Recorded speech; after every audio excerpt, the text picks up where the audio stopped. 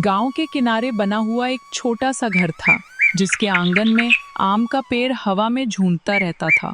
इसी घर में रहता था 11 साल का आयुष अपने पिता मोहन के साथ। आयुष की असली माँ का देहांत तब हो गया था जब वो सिर्फ 5 साल का था। तब से उसका जीवन एक सूखी पत्ती जैसा हो गया था। हवा कहीं भी उड़ा ले जाती, पर कोई थामने वाला नहीं था। मोहन अपने बेटे से बहुत प्यार करता था, पर अकेले घर चलाना, खेत संभालना और बच्चे की देखभाल करना, सब कुछ एक साथ मुश्किल होता जा रहा था। मोहल्ले वाले कहते लेटली थे, मोहन, किसी अच्छी लड़की से शादी कर लो, बच्चा भी संभल जाएगा, घर भी। पर मोहन हर बार कह देता, आयुष मेरा सब कुछ है, अगर उसे पसंद नहीं होगा तो मैं कोई फैसला नहीं लूंगा। आयुष भी अपने पिता से बहुत जुड़ा हुआ था। उसे डर था कि अगर पापा ने शादी कर ली तो कोई नई माँ उससे प्यार नहीं करेगी। टीवी पर उसने सौतेली माँ की कहानियां देखी थीं, जो बच्चों को डांटती, उन पर जुल्म करती। उसी डर से वो पापा के पास चिपका रहता। कुछ महीने बीते ही थे कि एक दिन मोहन के पुराने मित्र रामदास आए। वो अपनी बहन सीमा के बारे में बात करने लगे। सीमा शिक्षित, शांत स्वभाव की, लेकिन 2 साल पहले उसके पति की मृत्यु हो गई थी। वो भी अकेली है और तुम भी। तुम दोनों चाहो तो एक नया जीवन शुरू कर सकते हो। रामदास ने कहा। मोहन ने बात साफ साफ आयुष के सामने रखी। बेटा, मैं किसी पर जोर नहीं डालूंगा, लेकिन घर में एक औरत होती है तो जीवन आसान हो जाता है। तुम्हें क्या लगता है? आयुष ने कुछ नहीं कहा, बस सिर झुका लिया। पापा की थकान देखता था, पर नई माँ का डर उसके दिल में बहुत गहरा था।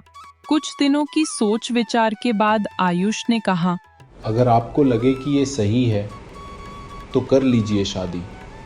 मैं कोशिश करूंगा कि मुझे कोई दिक्कत ना हो। मोहन ने बेटे को गले लगा लिया। कुछ ही दिनों में सीमा उस घर में आई। अब वो मोहन की पत्नी और आयुष की सौतेली माँ थी।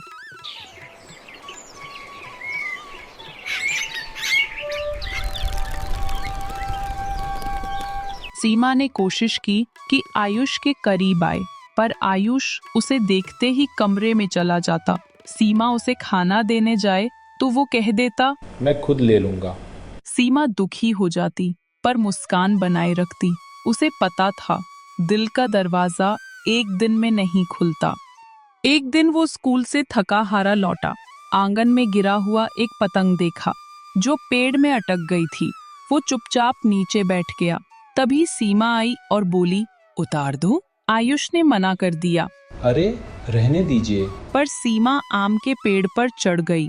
धीरे धीरे टहनी पकड़कर पतंग निकाल ली, नीचे उतरी और मुस्कुराकर बोली, लीजिए, अब तो पकड़ लीजिए। आयुष चौंक गया। कौन सी सौतेली माँ पेड़ पर चढ़ती है? उसने पतंग ले ली, पर धन्यवाद फिर भी नहीं कहा। सीमा ने सोचा, कभी तो बोलेगा।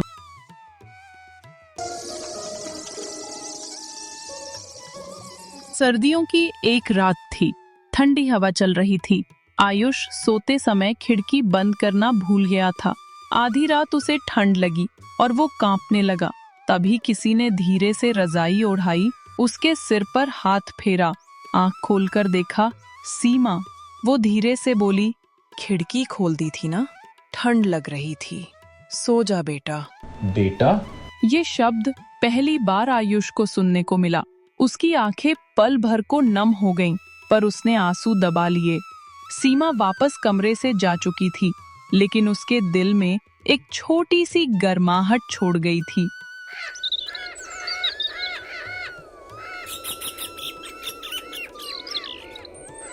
कुछ दिनों बाद आयुष स्कूल से लौटते वक्त बारिश में भीग गया और तेज बुखार हो गया। मोहन खेत पर थे। सीमा ने उसे अपने हाथों से पानी पिलाया, दवा दी, उसके माथे पर गीली पट्टियां रखती रही। रात भर वो सोई नहीं। जब आयुष को होश आया तो उसने देखा सीमा उसके सिरहाने बैठी है, आंखें लाल पर चेहरा चिंतित। आयुष ने पहली बार कहा, आप सोई नहीं? सीमा की आंखें भर आईं। माँ सो सकती है क्या जब बच्चा बीमार हो? ये सुनकर आयुष का दिल पिघल गया। उसने धीरे से कहा। तो धन्यवाद। सीमा मुस्कुरा पड़ी। धन्यवाद नहीं, बस जल्दी ठीक हो जाओ। उस दिन आयुष को एहसास हुआ कि सीमा माँ बनने की कोशिश नहीं कर रही, वो पहले से ही माँ थी। दिन बदले, रिश्ता बदला। अब आयुष उससे डरता नहीं था। स्कूल के किस्से बताता, पतंग कटने की बात बताता और सीमा हंसते हंसते उसकी बातें सुनती। एक दिन आयुष के टीचर ने माता पिता की मीटिंग रखी। मोहन खेत के काम में फंसे थे। सीमा ने कहा, मैं चलूं? पर अगर तुम्हारा मन हो तभी। आयुष ने सिर हिलाकर कहा। हाँ, चलिए। स्कूल में टीचर ने कहा, आयुष बहुत अच्छा बच्चा है, पर थोड़ा चुप रहता है। सीमा ने जवाब दिया, वक्त लगेगा मैडम, घर में बहुत कुछ बदला है, पर मैं हूं ना, धीरे धीरे सब ठीक हो जाएगा। टीचर मुस्कुराई। आयुष पीछे खड़ा सब सुन रहा था। कोई इतना विश्वास भी कर सकता है उस पर?